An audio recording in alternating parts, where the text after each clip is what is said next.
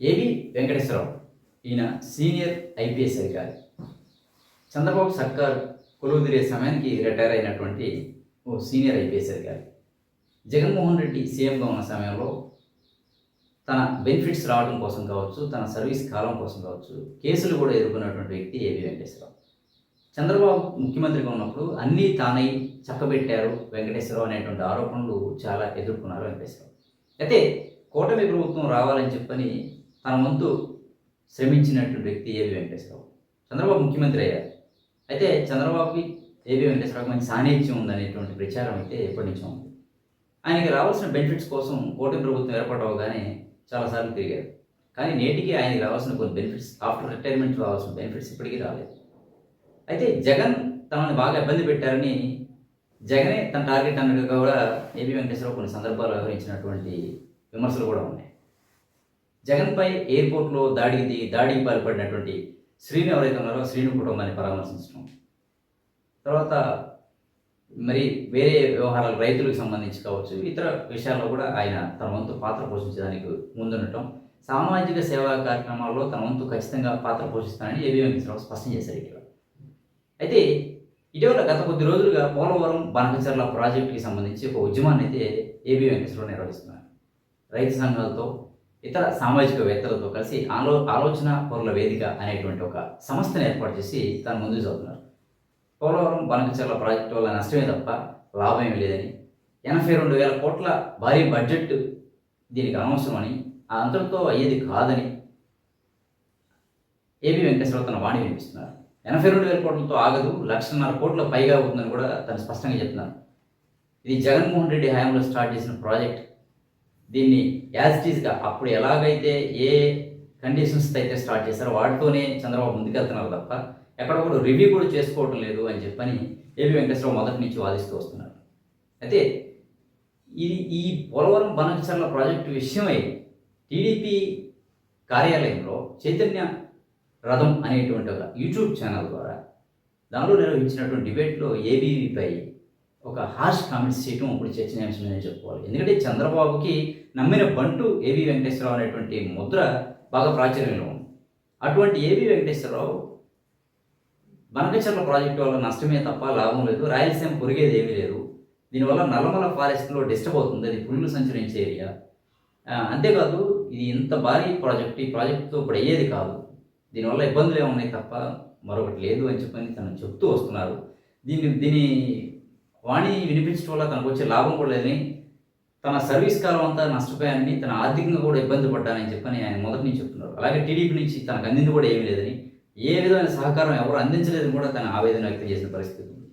అది ఇదే సమయంలో ఏదైతే చంద్రబాబు కోసం తను పోరాడారని పేరుందో, ఏదైతే టీడీపీ గవర్నమెంట్ రావాలని కోరుకున్నారని పేరుందో, అటువంటి ఏబీవీని టీడీపీ ఛానల్లోనే టార్గెట్ చేస్తూ మాట్లాడటం ఇప్పుడు చర్చనీయాంశమైంది. టీడీపీ ఛానల్ అయినటువంటి చైతన్య రథంలో డిబేట్లో సీనియర్ జర్నలిస్టులు మాట్లాడుతూ కుహనా మేధావులంటూ ఈ బనకచర్ల ప్రాజెక్టు గురించి పోరాటం చేస్తున్నారని విమర్శించడం, డైరెక్ట్గా ఏబీవీ ఏం ఆశించి చేస్తున్నారంటే ఏబీవీపై విమర్శలు చేయటం తీవ్ర చర్చనీయాంశమైంది. అయితే దీనిపై స్పందించినటువంటి ఏబీవీ ఒక ట్వీట్ కూడా చేశారు.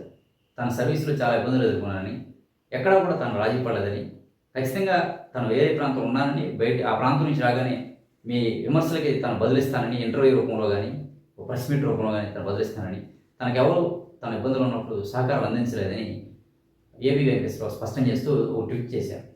అయితే అసలు చంద్రబాబుకి అత్యంత సన్నిహితుడిగా పేరున్న ఏబి వెంకటేశ్వరరావుని అదే టీడీపీకి సంబంధించిన ఛానల్లో తీవ్రమైనటువంటి విమర్శలు చేయటం టీడీపీ నేతలకు తెలియకుండా జరుగుతుందా?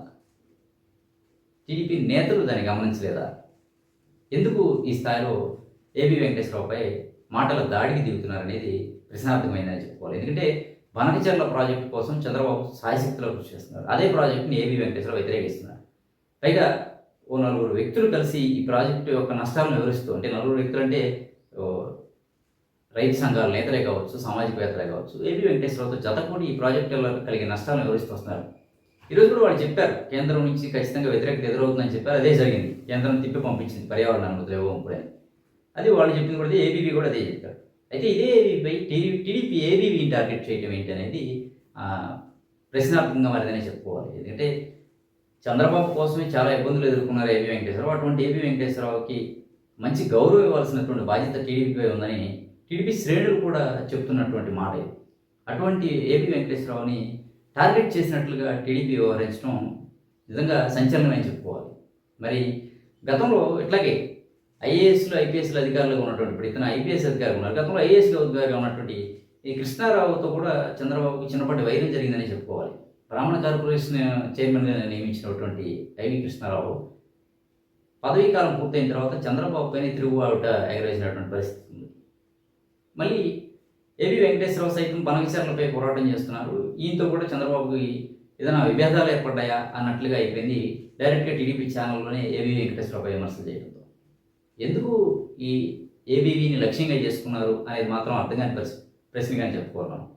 అయితే ఏబీవీ వేరే ప్రాంతం దూరంగా ఉన్నాను, తర్వాత స్పందిస్తానని ట్విట్టర్ ద్వారా తెలియజేయడంతో ఏబీ వెంకటేశ్వరరావు మళ్ళీ మీడియా ముందుకు వచ్చి ఏ విధమైన కామెంట్స్ చేస్తారు, టీడీపీ ఛానల్లో జరిగినటువంటి డిబేట్లో తనపై చేసినటువంటి విమర్శలపై ఎలా స్పందిస్తారు, అలాగే చంద్రబాబు తనకు ఎంతో ఇష్టమని చెప్పినటువంటి వెంకటేశ్వరరావు మంచి నేతగా ఈ ప్రచారాలు చేయటం చంద్రబాబు ఖండించకపోవడం, టీడీపీ నేతలు ఎవరు కూడా స్పందించకపోవడం, ఏబీ వెంకటేశ్వరరావు బాసటగా నిలవకపోవడం, పైగా టీడీపీ ఛానల్లోనే ఇటువంటి విమర్శలు రావడం, వీటన్నిటిపైన కూడా ఏబీ వెంకటేశ్వరరావు ఏ విధంగా తన వాణి వినిపిస్తారనేది కూడా అంతటా ఆసక్తికరంగా ఉందని చెప్పుకోవాలి.